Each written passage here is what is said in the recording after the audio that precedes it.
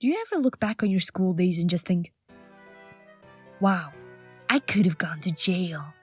Because same.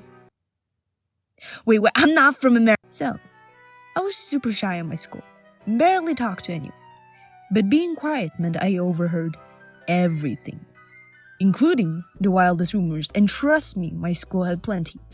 Today, let me tell you about the one that led me and my friend to commit what could only be described as the dumbest crime.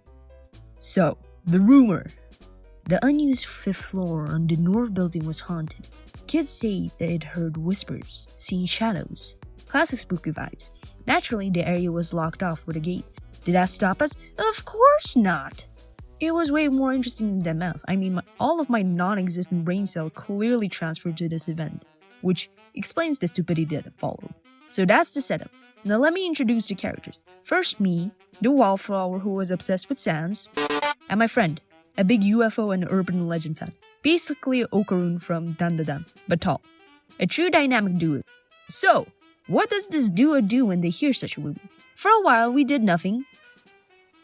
But one day, my friend announced he could lockpick. Spoiler alert, he did not. And me? I gave my full support to his shenanigans. So I looked at him, and I said, I am free this week. And so, one thing had led to another. The day of the crime came. We met up after class at the gates. But we did not meet up normally. No, that would be too simple. We met up in disguises. The entrance to the attic was under a security camera, so we thought it would be smart to bring in masks. So my friend, in true criminal fashion, had a legit black ski mask, looking like he was actually about to rob a bank. And me, I had a DIY rabbit mask I made out of paper at home the day before. So there we were, two master criminals putting on disguises under the security camera. You see what I mean about my non-existent brain cells? Then my friend pulled out his lockpicking tool, some wiggly thing in a paperclip. Inspired, I pulled out my tool. We got to work, and by work, I mean my friend fumbled with the lock while I awkwardly guarded the gate with my freaking kitchen knife. But after 5 minutes, he gave up and whipped out a YouTube tutorial under the camera. Dude, isn't that evidence? Well, it won't be evidence if we never manage to break in.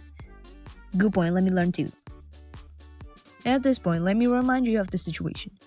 2 incredibly dumb kids, one dressed like he's about to rob a bank, and the other one looking like a discount horror mascot, sitting under the cursed attic gates that no one even else dares to approach, quietly sitting there. Honestly, if anyone saw us, we were the curses. I even considered climbing over the gate, because nothing says smart decision like falling down a flight of stairs. Thankfully, before we could traumatize some poor kid, an adult intervened. Huh, what are you kids doing? There are cameras here. The janitor, not a teacher, thank God, or I'd probably have been expelled. She chewed us out for being dumb, unsafe, and on camera, obviously.